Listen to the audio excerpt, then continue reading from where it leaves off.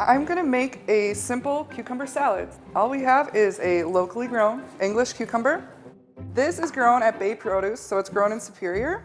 They are a local greenhouse that grows cucumbers, bell peppers, and tomatoes all year round.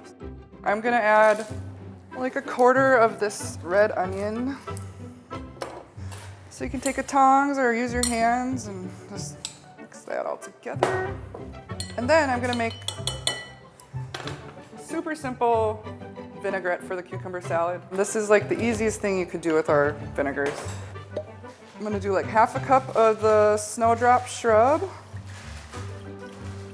And then I'm gonna use our wild cherry vinegar. This is all locally harvested pin cherries and choke cherries. We spend a lot of time harvesting the berries in the summertime. So it's gonna be sweet, salty. It's kind of like a quick pickle.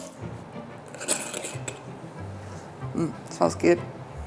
I like to pour it over the cucumbers and let it chill in the fridge for like at least half an hour or so. And there you go. Homegrown and locally harvested adds a much deeper flavor to our vinegars and then adds that to your recipes.